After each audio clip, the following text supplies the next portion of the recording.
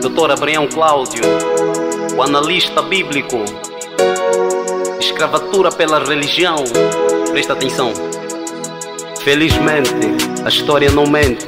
O Império Romano criou um deus utópico para facilmente dominar as mentes. E quando este suposto deus entrou em África, cuspiu sobre o altar da nossa cultura e demoliu o alicerce da nossa estrutura, que sustentava o nosso segredo espiritual e a visão de mundo da nossa espinha dorsal.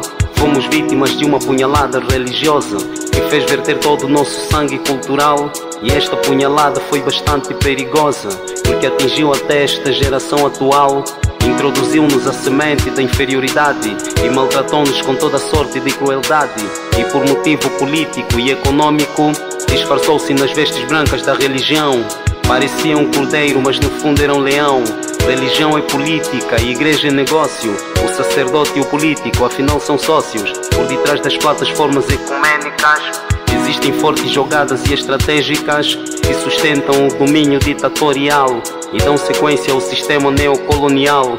O famoso quadro da cabeça de Jesus, pele branca, cabelo liso e olhos azuis, persuadiu o negro a acreditar que Deus é branco, e o complexo de inferioridade racial se expandiu progressivamente como cancro. Mulheres negras se orgulham com cabelos falsos porque se envergonham de suas carapinhas duras. A religião é forte como uma algema de aço, razão pela qual ainda existe escravatura. A cultura é a visão de mundo de cada povo, mas o preconceito e o racismo são egoístas. O africano está a ser colonizado de novo por intermédio da religião xenofobista.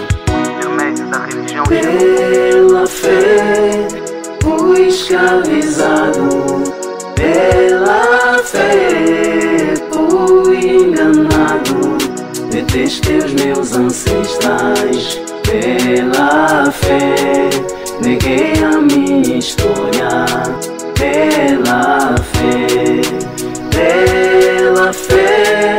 perdi a liberdade, pela fé cuspi minha cultura, meu cérebro foi lavado, pela fé com astúcia da religião, pela fé. O predador ocultou a sua verdadeira face e usou a religião apenas como manobra. O fim da escravização foi só um disfarce, porque o invasor saiu, mas deixou a sua sombra. Mas como é possível uma África que tudo tem depende de migalhas como se nada tivesse? Uma geração vai, a outra geração vem, mas bom seria que Kwame Nkrumah ainda vivesse. A religião deixou a nossa África manca, por isso dependemos da muleta ocidental. E a política da supremacia branca não passa de uma autêntica lavagem cerebral. Pela fé negamos a nossa cultura e cuspimos sobre o legado dos nossos ancestrais e sofremos religiosa ditadura que causou-nos complexo de inferioridade racial. O tráfico de escravos ainda continua. Antigamente era físico, mas agora é mental. A religião deixou a nossa África nua e a transformou em prostituta cultural, pois desde o princípio Mindele previa uma África alienada através da religião. E hoje o africano tem negrofobia pelos efeitos retroativos da escravização. O passado não pode ser esquecido, por isso é importante estudar o homem que já se foi, pois existe bastante tesouro escondido no cofre do pensamento de um verdadeiro herói. Thomas Sankaras, Julius Nyerere, Patrício Lumumba, Nelson Mandela, entre outros que falar deles até dói. O racismo científico foi apenas um golpe, manipulado por argumentos sem fatos, mas eu agradeço ao Dr. Chenkata Diop pelo trabalho de 1954, Imhotep é o verdadeiro pai da medicina, e Hipócrates foi som dos seus discípulos, mas isto a escola colonial não nos ensina, porque o nosso sistema acadêmico é um ridículo. O invasor foi muito ardiloso como a serpente, pois através da igreja soube ocultar o seu mal e de forma astuta introduziu a semente para o africano ficar contra o africano igual. Abraão, Isaac e Jacó são ancestrais judeus, com todo o respeito trago-os à memória. Não mendigo antepassados, também tenho os meus. Cada povo deve valorizar a sua história. O charlatão usou indumentária sacerdotal para ocultar o seu verdadeiro interesse e por fim escravizou-nos de forma brutal, como se a vida o africano não merecesse.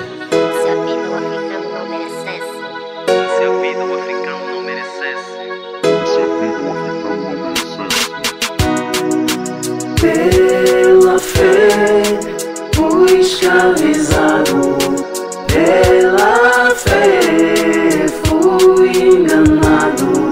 Detestei os meus ancestrais, pela fé neguei a minha história, pela fé perdi a liberdade, pela fé cuspi minha cultura, meu cérebro foi lavado, pela fé com astúcia da religião, pela fé.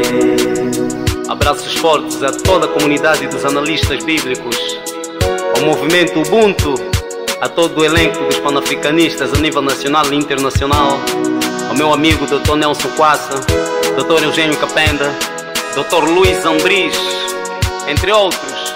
Estamos juntos, minha família.